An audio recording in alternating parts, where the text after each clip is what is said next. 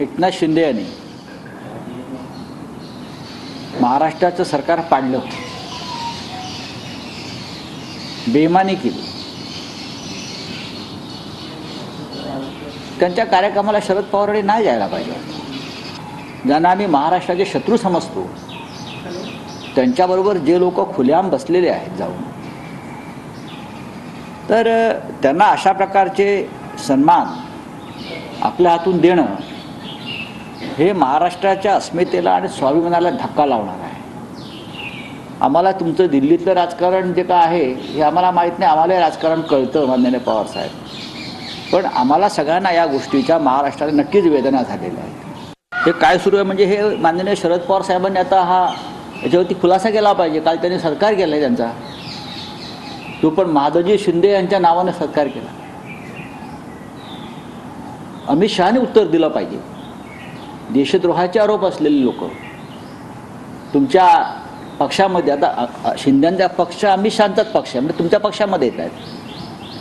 काल शरद पवार साहेबांनी शिंदेचा सत्कार केला नाही तर अमित शहांचा सत्कार केला असं मी मानतो.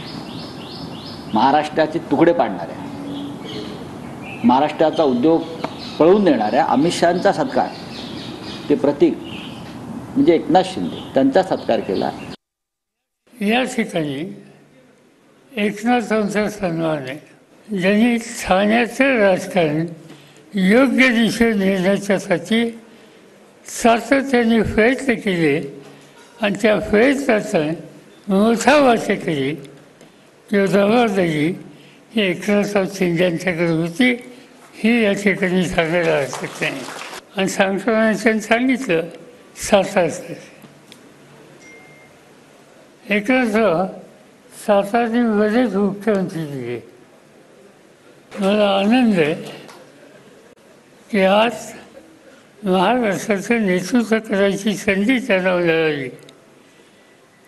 आणि नुसतं महाराष्ट्राचं नेतृत्व केलं असं नाही, वेगवेगळ्या क्षेत्रामध्ये महाराष्ट्र पुढे कसं जाईल या प्रकारची काळजी त्यांनी घेतली. पवार साहेबांकडे चुकीची माहिती आहे.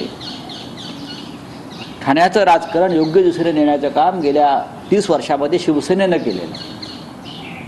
त्यांना जर माहीत नसेल तर सांगतो, ठाण्याचा विकास हा सतीश प्रधान यांच्या काळात झाला. त्यांनी टेंडरबाजी केली नाही आणि त्यानंतर शिवसेनेचे अनेक महापौर झाले. एकनाथ शिंदे ठाण्याच्या राजकारणात फार उशिरा आले. पवार साहेबांना जर माहिती हवी असेल तर आम्ही आमचे कार्यकर्ते ठाण्यातले जे आहेत प्रमुख राजन विचारे ते त्यांना माहिती द्यायला जातील. आम्ही पाठवू सगळ्या फाईल्स घेऊन. एकनाथ शिंदे हे फार उशिरा आमदार झाले, विधानसभेत आले आणि त्यानंतर ठाण्याची वाट लागायला सुरुवात झाली. ठाणे बिल्डरांच्या घशात गेलं. तुमचं आणि अजित पवारांचं गुप्तगू होत असेल, हा तुमचा व्यक्तिगत कौटुंबिक प्रश्न असेल, तरीही आम्ही अजित पवारांनी तुमचा पक्ष फोडला, कुटुंब फोडला याचं भान राखून आम्ही आमची पावलं टाकत असतो. अहो, तुम्ही दुसऱ्यांच्याकडे बोट दाखवताना अशा पद्धतीने तुम्ही बोलत असता. मी तर स्पष्ट माझा आरोप मागही होता. आता या ठाकरे कुटुंब फोडण्याचं प्रमुख केंद्रच संजय राऊत आहेत.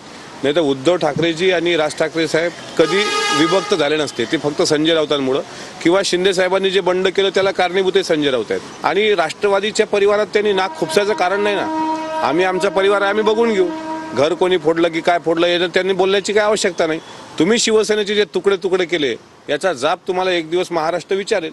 त्याच्यामुळं तुम्हीच आग लावणारे आहात आणि तुम्ही अशा प्रकारे बोलणं म्हणजे त्याला म्हणता येईल की एखाद्या चोरांनी शाव असल्यासारखं बोलणं आहे असं मला वाटतं. साहित्य संमेलनाला आयोजकांना जर पैशाची कमी असेल पडलेली, त्यांनी जर अशा पद्धतीने पैसे गोळा केले असतील तर महाराष्ट्रात त्यांनी यायचं, महाराष्ट्राने त्यांना दिले असते पैसे.